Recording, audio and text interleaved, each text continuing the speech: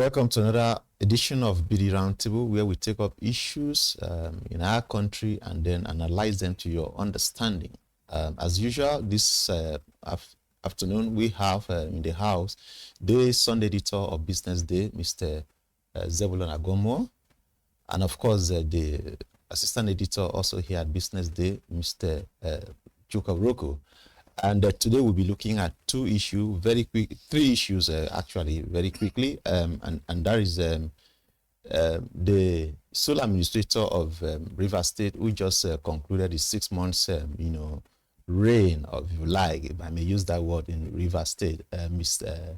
Admiral Ibok-Ete Ibas, who is saying that, look, you cannot prove me. And of course, he was saying this to the Rivers State House of Assembly, who just sat on Friday, and they resolved that they are going to look into what it is that Ibas was able to do within the 6 months that he held sway as the sole administrator in Rivers State.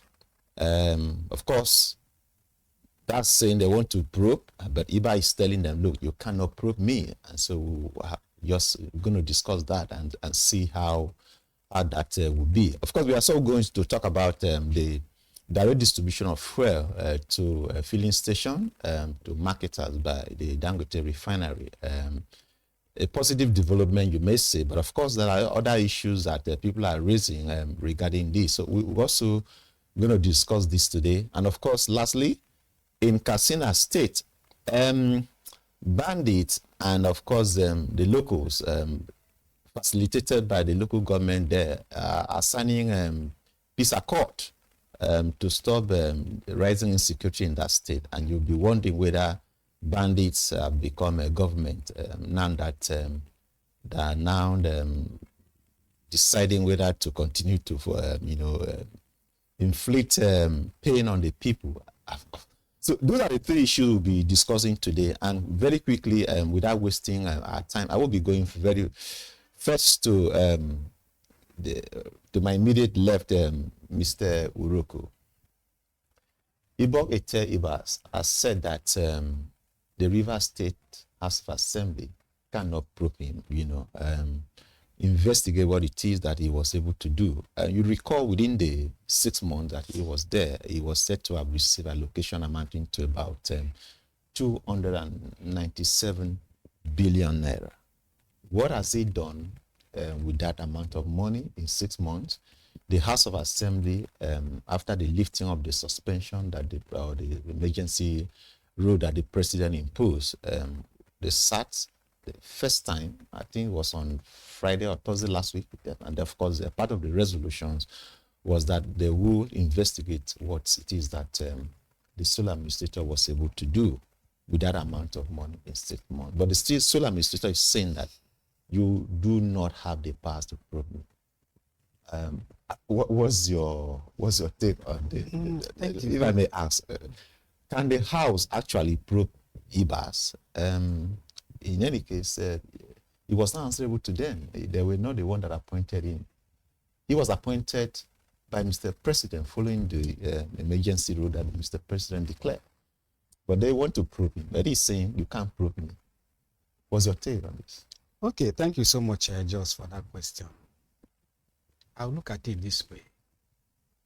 One, the State Assembly was not in part of the government that he served or he presided over. But the assemblymen, by the work they are assigned to do, are representatives of the people.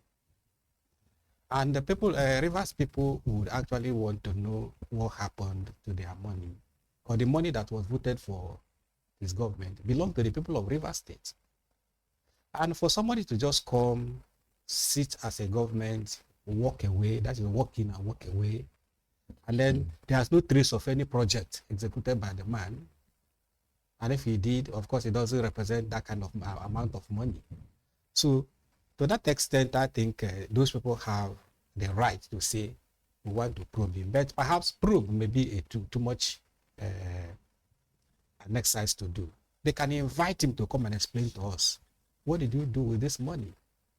Invite him. But I quarrel with the fact that the man is saying, oh, you cannot probe me.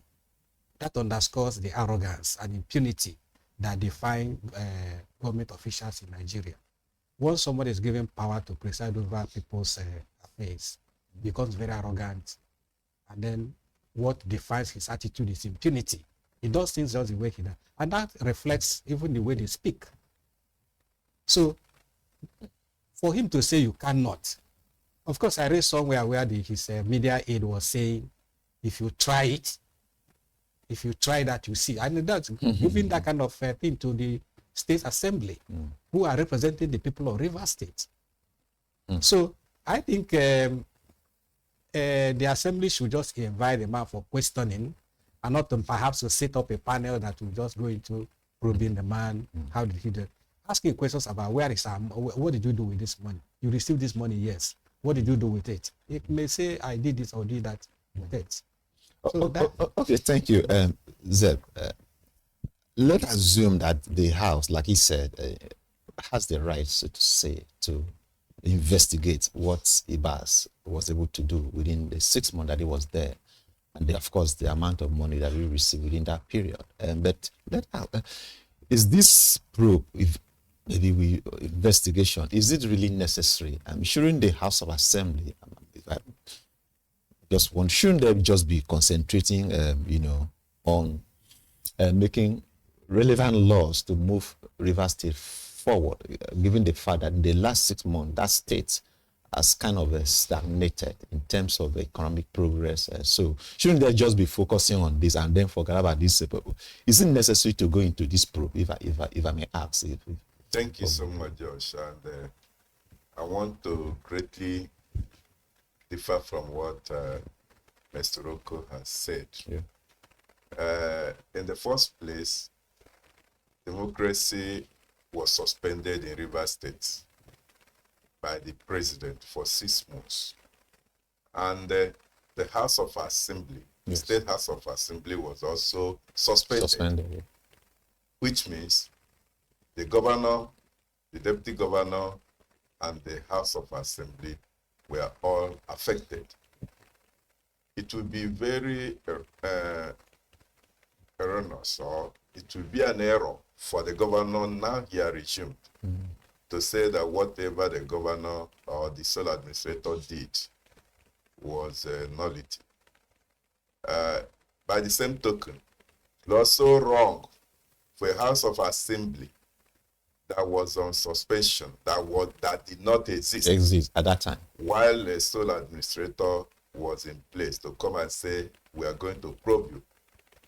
The money that is being talked about here was the money that was directly approved by the National Assembly.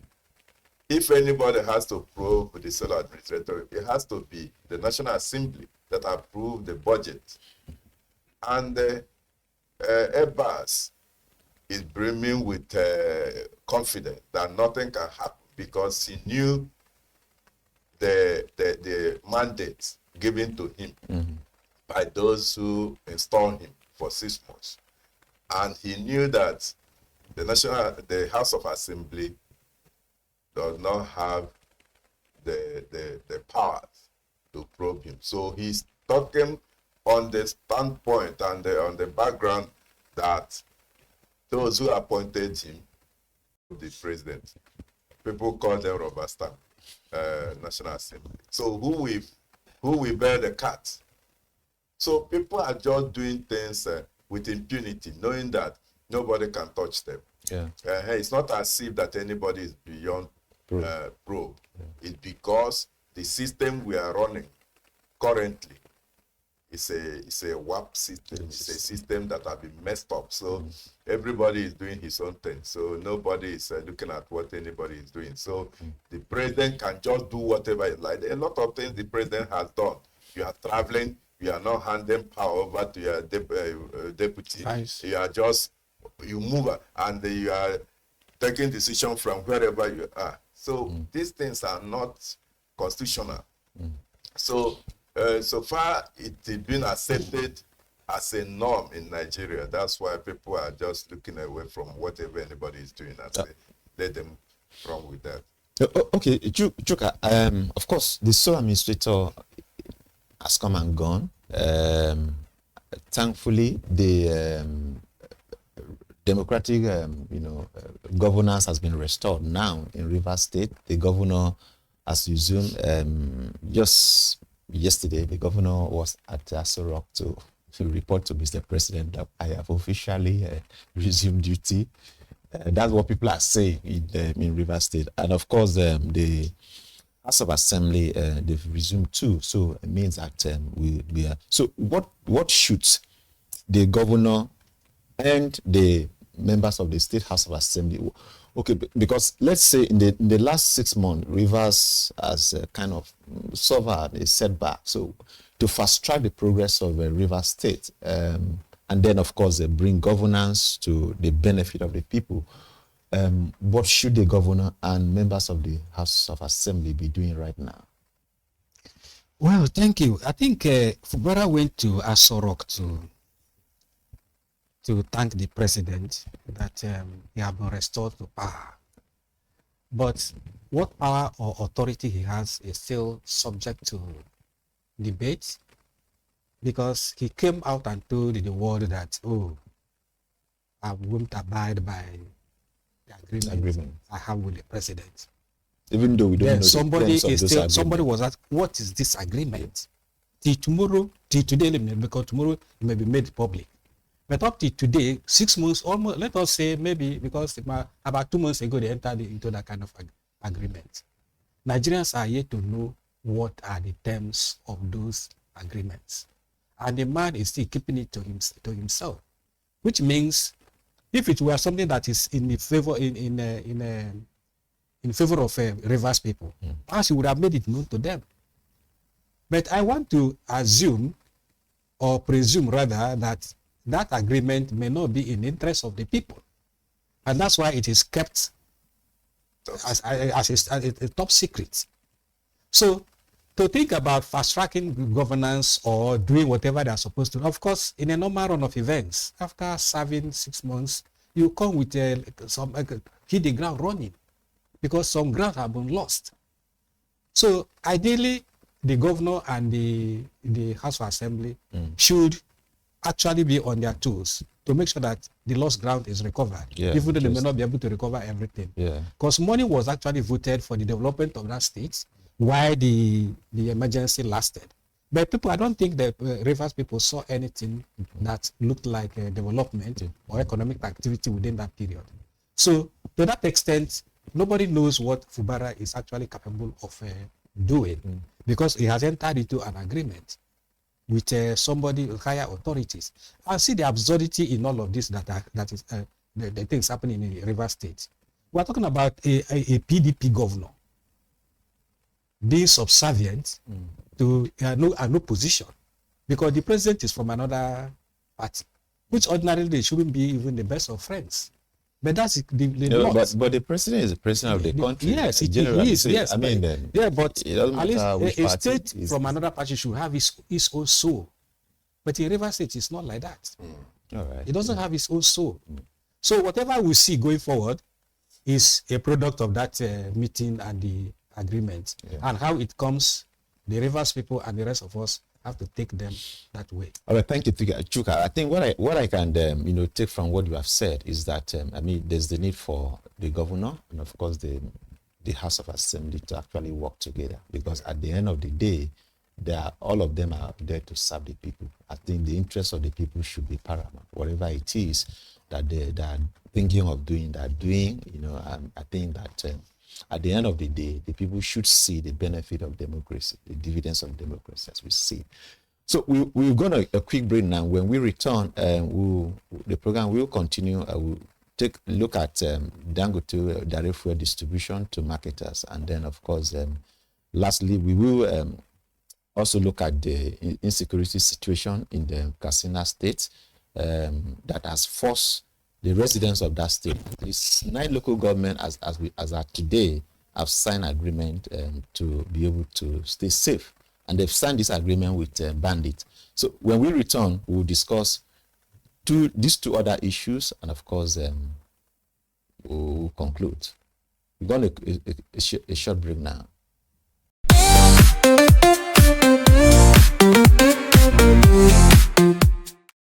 Welcome back. We are still talking on BDTV Roundtable this afternoon. And of course, in the house, we still have our two gentlemen in the house.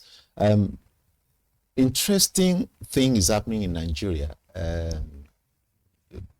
Uncle Zaya, interesting thing is happening in Nigeria. We're seeing a man who has decided to now supply fuel directly to filling stations. Someone is saying, look, I'm taking the burden of you, having to buy trucks, having to, hire drivers. So you just buy fuel. I'm going to supply to you directly. Zara, I want to ask you, this is what the Dangote refinery has done. And they've started this, I think so far, about 1,000 trucks, have been deployed for this purpose. And then actually, the plan actually is to scale it up to as many as 10,000 trucks in the long run to be able to supply fuel across the whole country. Across the country. That's an interesting development. I want to ask you, what does this, move mean for the Nigeria's downstream petroleum sector? Yeah, it's a very positive development for everybody. Even members of DAPMAN, other associations in the downstream sector they believe that what is going on is still a positive thing. But their fear is just that that development may take food or take the feeding bottle from their mouth, because they have been feeding very fat over the years on that. But for someone to suddenly come up now, it appears that their means of livelihood is a big threat. So to that effect, you should not blame those people so terribly, because they are trying to protect their food. But we must give it to Aliko Dangote, who has come up to try to relieve the pains and burdens that have been on the shoulders of Nigerians. I would liken it to a farmer that plants or cultivates tomatoes. And all along he has been relying on other people's truck to push the produce into the market. And over time, he has been suffering massive decay of the produce. And he now sat down to say, how do I scale my profit and all this? He decided now to buy those trucks so that he will directly take his produce, the tomatoes, to the market without wasting much time. And now people are kicking. Those from whom he was renting those trucks before are now saying, hey, what are you doing? Please, you don't have the right to buy your own truck. And this is a man that has been losing a lot by suffering delays in pushing his produce to the market.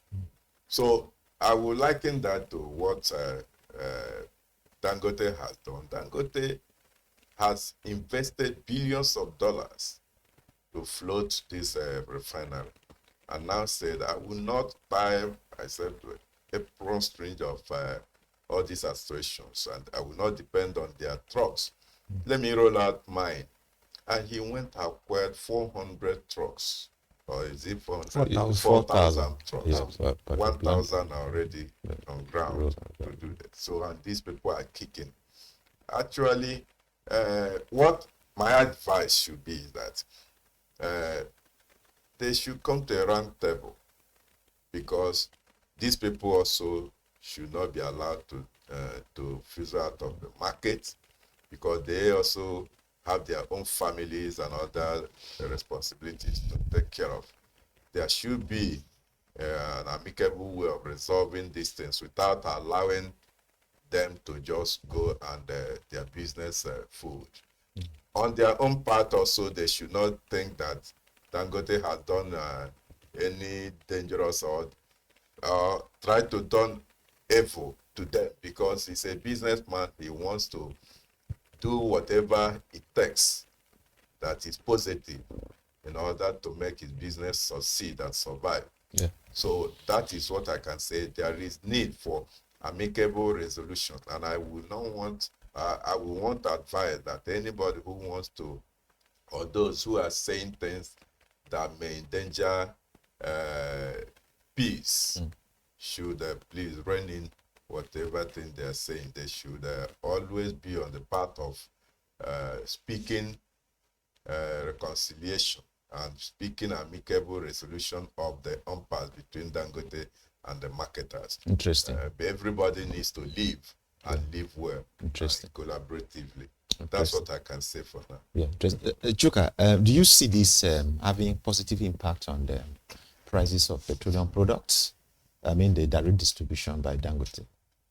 Yes. Let me just say first and foremost that every coin has its two sides. Dangote actually is helping Nigerians, but inexorably is also instituting what may be called absolute monopoly. Absolute monopoly in the sense that the entire market now belongs to one man. And just as my colleague has observed, these other people also need income to survive. They also need income. They also need to be employed, doing something. But because of the way we are in Nigeria, where people, when they have advantage, don't forget that each time we have serious fuel problem is because of these truck owners. They have always held Nigerians to ransom by their activities. Each time it pleases them, they will just go off-road. They will announce it. Oh, Nupeng is going on a strike. Truck owners have decided to, that kind of thing. And everybody will be panicky that the worst is going to happen. And this affects every aspect of our lives. So what Dangote has done really is good, very, very good, especially to the poor people, because I anticipate a situation where may not be immediate. What Dangote has done may trickle down to the price of a petrol, because now it has taken off the cost of logistics from those who from filling station owners. That instead of paying 1 naira or 2 naira to lift your fuel from here from Lagos to Ilori, the thing just comes to you like that. It also creates a very healthy competition amongst filling station owners. Yes. And if you go where the part of Lagos where I live, before you run from here to Obalande, you may have seen up to 3 different pump prices. One is selling 860, that one is selling 855, another is selling 856, or sorry, 865. Petrol needs. So there's healthy competition. Along the road where I come from, you can even buy 840. Interesting. But why some people are afraid of those areas, those stations that sell so low, that you do not know why must they be selling so low.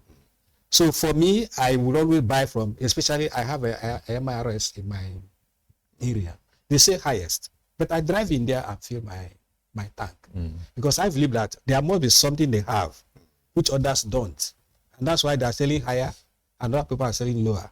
But the truth is that competition is already there. So coming direct to your question, I envisage a situation where price of petrol will drop as a result of this free transport of distribution, free distribution of not even just by one man. But we wouldn't lose sight of the fact that there could be a problem someday when Dangote as a refinery, as an organization, may have issues, and then the effect. Already we have lost. And the other people are no longer there. So the impact of such a thing may be heavier or worse than what we are suffering from the other people. The only thing that hope we have is that Dangote, by virtue of what he is a strong man. If you have up to 4,000 trucks, all of them cannot go bad at the same time. Actually, the plan actually is to scale it up to 10,000 trucks in the long run. But let us not lose sight of the fact that I started by saying that every coin has its two sides. What is doing is absolute monopoly, and it's a case of somebody not wanting even one person to be on the road except him, which is not. Of course, it doesn't make for. It amounts to putting all our eggs in one basket. Well, thank you. We'll see how that will unfold as we continue. But really, it's something that is quite interesting. But like you said, there are two sides to every coin. But we see how it will be as they continue to do this. Yeah, just before we wrap up, gentlemen, in Katsina State, the residents are not finding it easy at all. But it's not as if insecurity is not also affecting other states. This is a nationwide thing. But it seems that Katsina State, residents of Katsina State are particularly, affected to the extent that local government have decided, and I'm so the local government here, I'm talking about local government as local government, the chairman of the local government official have decided to go negotiate with the bandits to have some level of peace.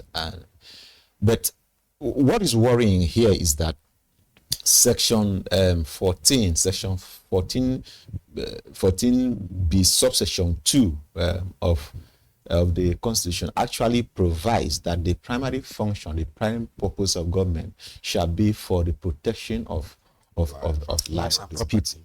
But in Katsina State, this is not applying. We are having a situation where, in order for them to live, in peace, in order for them not to be killed, local government are actually going to sign peace accord with bandits. Zeb, let me ask you: is this how it should be really? What does this say about Nigeria, a sovereign nation, for that matter?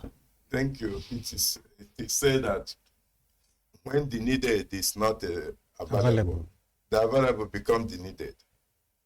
You see, insecurity has been a problem to Nigeria since 2009, when the Boko Haram issue started running. And from Boko Haram now, we came to the issue of bandits. And bandits, they have been carrying out dangerous campaigns in the northwest part of this country. The states, Zamfara, Kaduna, well, it's only Kano that is very relatively calm than Katsina. What is happening in Katsina is not just isolated. It's just because it is being reported. I've heard here how these bandits have taken over farmlands in Zamfara and other places, even in Niger State, where they occupy places and now enter into agreement with farmers. If you are cultivating your farmland, they say, okay, you pay certain amount of money to allow you to cultivate and to allow you to harvest.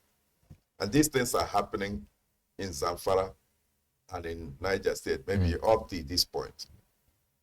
The case of Katsina, we have heard a lot about the killings in Katsina State, even when the former president, now late President Muhammadu Buhari, was even the president.